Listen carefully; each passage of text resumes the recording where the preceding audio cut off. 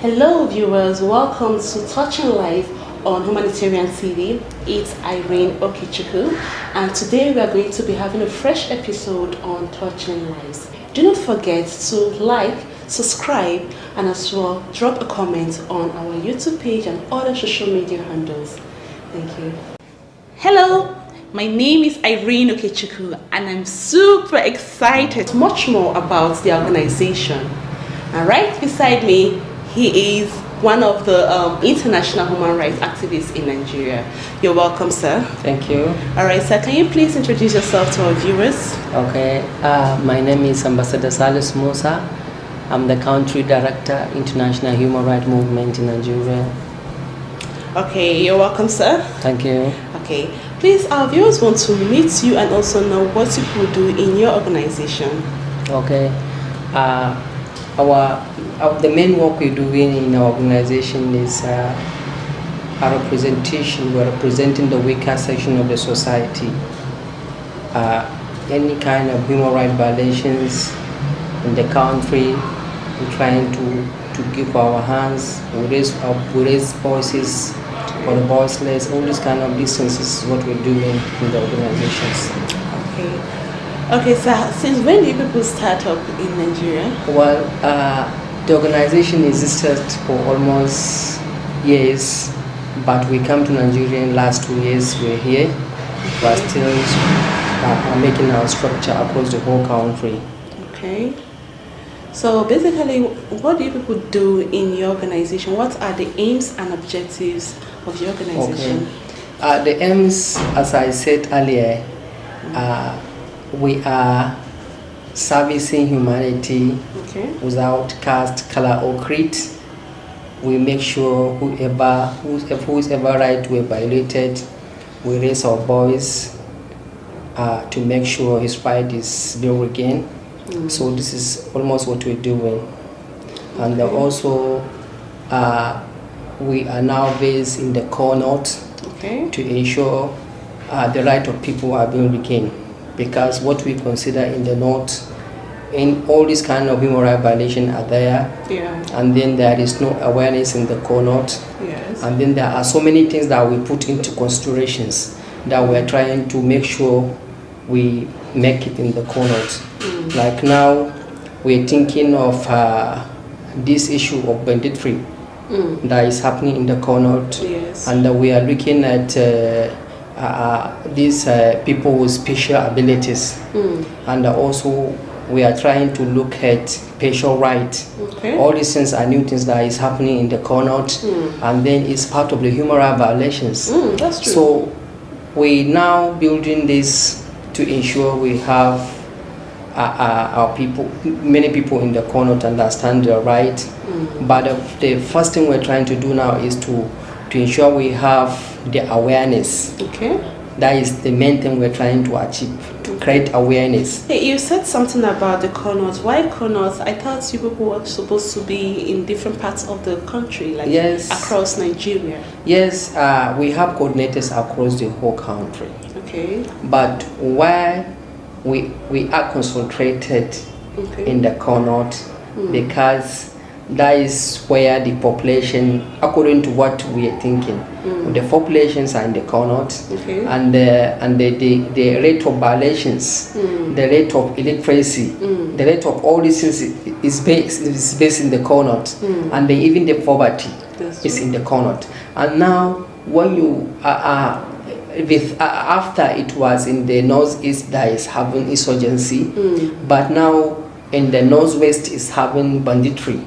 And then when you look at the root cause of this banditry, it happens as a result of these herders and farmers. And these herders and farmers, their conflict started as a result of animal rights, animal violations, because these herders are trying to cross palms of the farmers, eat their own grace. So this sometimes bring into conflict. So what our organization is trying to do in the core north is to ensure peace is regained in the core north. So how do we do that? We have to ensure this animal, the animals have their own rights, Yeah. to ensure they have good land, to ensure they have their own food. So if we try to establish all these kind of things, we ensure maybe it will be the beginning of ending this banditry. Yes. And also, in the northeast, they have IDPs too. Yes. And then nothing where done for these IDPs. They are just moving along the road doing yes, and then they are Pacific. So nobody is there to assist them. No one thing to assist these people. Oh, that's so so that is why we identify it as a problem, and no any non-governmental or governmental organization was there to give them any assistance. So we take it as our priority, because we have to help. If what we're doing is really service to humanity, so there is where service is needed. That's true. So I think, as I said, because we have 25 directors in each street. We have animal right director. He handles all these things, the issue that has to do with animal right violations. People may think, how can you introduce those animal house rights? You say, yes, they have. There are some people that they are vegetarian. They tell you they don't eat animals. Doesn't if you matter. ask them, they will tell you that animals too are special. Let me tell you one thing. Animals are being controlled by people. Yes. Because it is being owned by people. Okay. And then the Constitution give it its own citizen to possess goods. So if now maybe it's only animals I have, I depend on the animal. Maybe my business or whatsoever, my livelihood has to come from animals. So if the animals is being deprived, how do I survive? I cannot survive because we're using animals. We eat meat. We drink milk. All these things. Where does it come? It comes from animals. So and then when you look at this issue that is happening in the corner, this banditry issue, it started as a result of these animal deprivations. So what do we do to prevent all these things from happening? And then when you go to Benue, they always have conflict with Fulanis. So how do you prevent it? How do you solve it? Right. Okay, viewers, if you have been watching us, it's been the human rights activist who has been telling us much more about the rights of humanity and as well as animals, as you can see. So we are going to be right back on a short break. This is Touching Lives with Irene.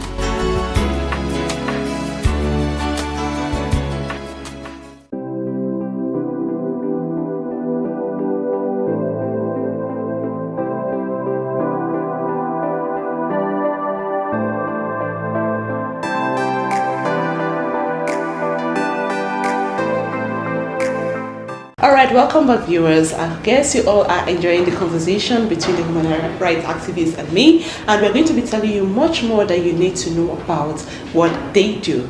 So Sam, can you also tell us, since you people started humanitarian activities in Nigeria, can you tell us the challenges you people have been facing since you all started?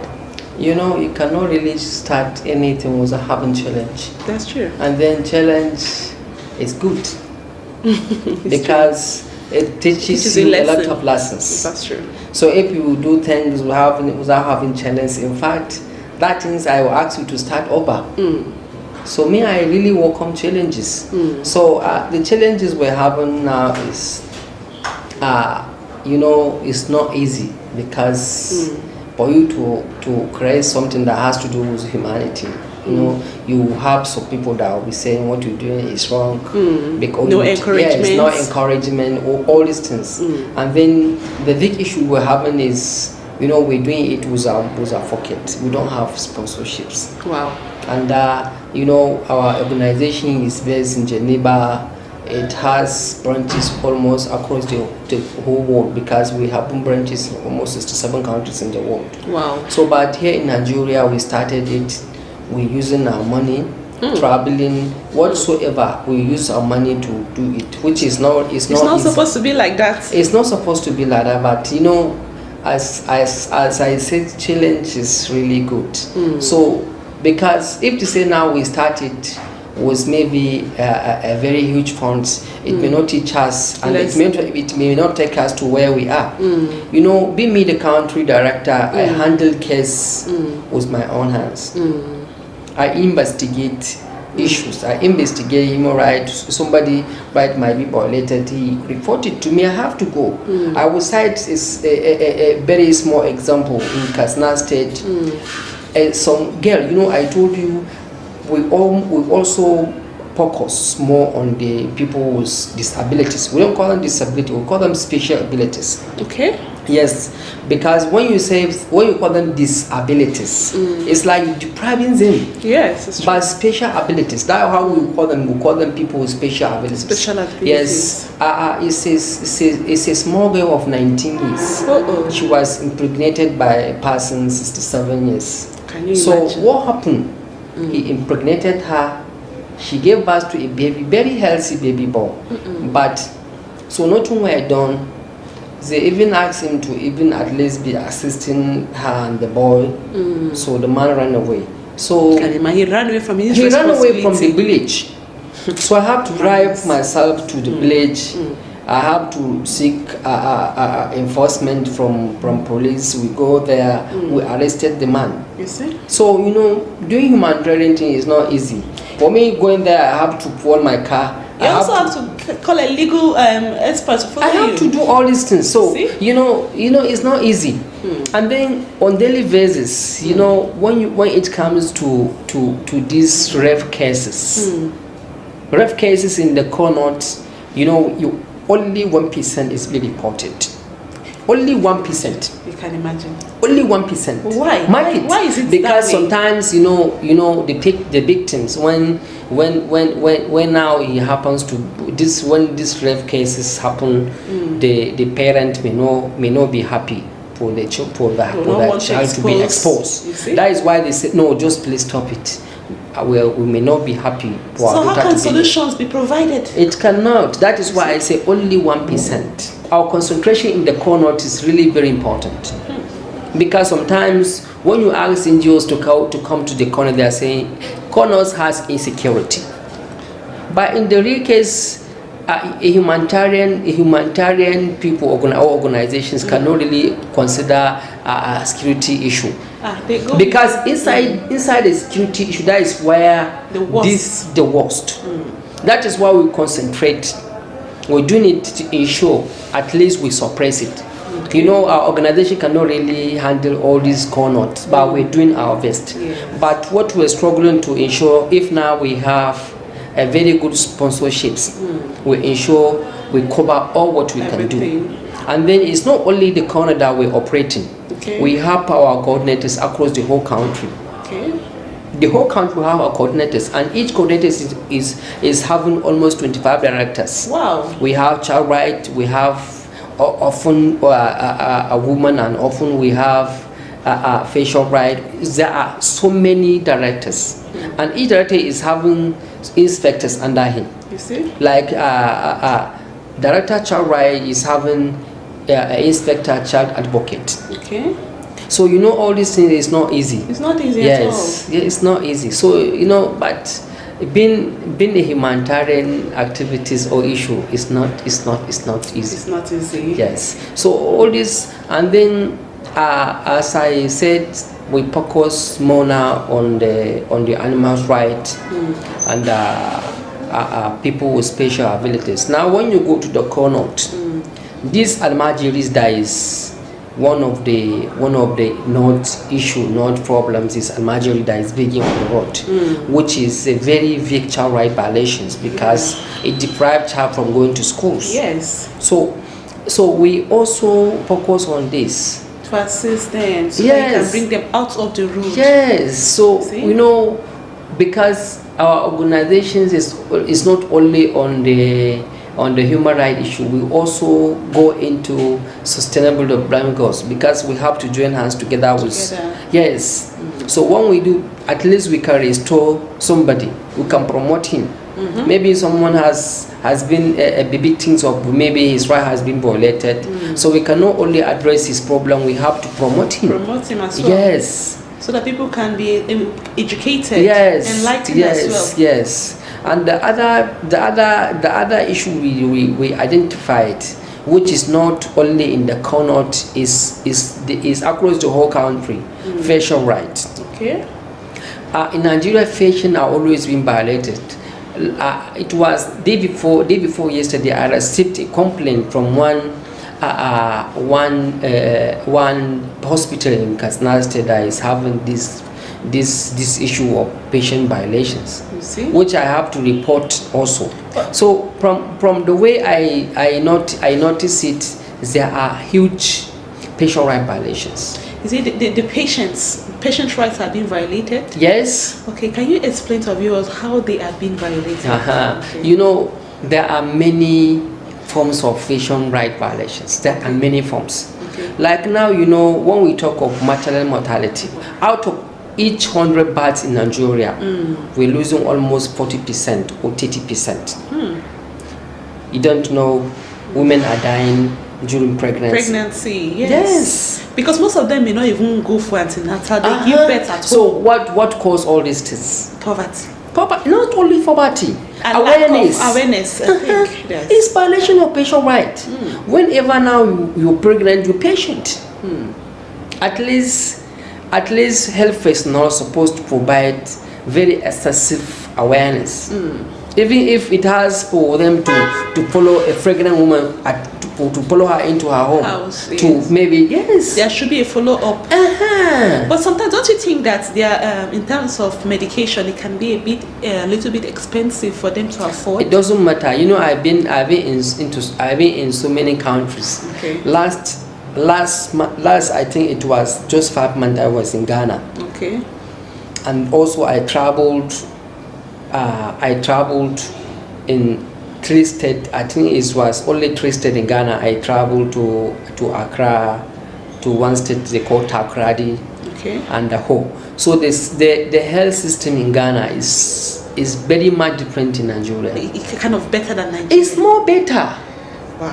Because you know, Ghana, they introduce this health insurance. Okay. They give card. They provide some card to each Ghanaian. Okay. As a That citizen. As citizens, they have cards. Are you trying to tell us that means our own rights are being violated? It has. Hi. Because you know, it's part of our right to You're ensure. supposed to get it. Yes. You're supposed to have that health insurance. Yes, we need to have, each Nigerian is supposed to have health insurance, so that maybe when you are ill, you can be treated freely. Really? That's the point you are really making, because it's not everybody that knows his or her right. You know, people are dying maybe because of 50 naira. You see? When you go to hospitals, some patient cannot afford to buy medicines. Maybe it's only 15 naira or 100 naira that will make him die. Save him, but they will not be able to. You see? So all these are patient right violations, but nobody knows it. In fact, no any organizations have ever tried to go to hospitals and then identify how patients were exploited. All right, viewers, you have heard our speaker. He has told us much about what they do. I'm sure if we keep talking, we're not going to go home. But we're just going to cut his story short, and he's going to tell us more about the organization, especially in the area of how we could reach out to them or reach out to them, because most of us will not have the opportunity to know them or meet them. When we come back on our break, we're going to meet up with him. This is Touching Lives with Irene.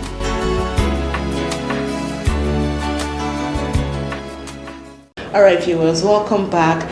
Right now, I know you have been enjoying our conversation. We will not stop, but we'll keep educating you, enlightening you on what you need to know, what your rights, and everything you need to know about the rights of humanity. So right now, he's going to tell us how we are going to reach out to him in case if we are looking for an opportunity to know them better. So, sir, please, can you tell our viewers how we can reach out to you, for instance, if they want to help? Or, you know, as you've said, that you people don't have sponsors. How can they reach out to you to contribute their own quota as citizens of the country? Okay, you know, that is very fantastic. You know, that is what we're always looking for, to have sponsors, because doing a humanity work is something that has to do with anybody. Everybody is been affected with humanity work, because if it is not for you today, tomorrow it will be for you. Yes. And then, don't think that maybe today you don't need any assistance, or you don't need any helping hand, or maybe we don't want somebody to raise voice on your behalf. So if you don't need it today, tomorrow you may need it. And then assisting these organizations to continue its work is really something that is going to give you a lot of rewards. So reaching to us, we have our website, we have our temporary office here in Abuja, and either through our Facebook handle, or through we have our WhatsApp number that you can reach us. So maybe I can give my number or my coordinators. You can call your numbers. Okay, my number is 080 30 63 8288. Again, please. That's my Facebook, my WhatsApp number. Whoever want to reach to me can really talk to me through this number. Yes. All right, viewers, it's been the human rights activist, and he has told us so much about what they do in the organization, and I'm sure you people have learned a lot about him. Viewers, if you've been watching, it's been Touching Life on Humanitarian TV with Irene Okechukwu.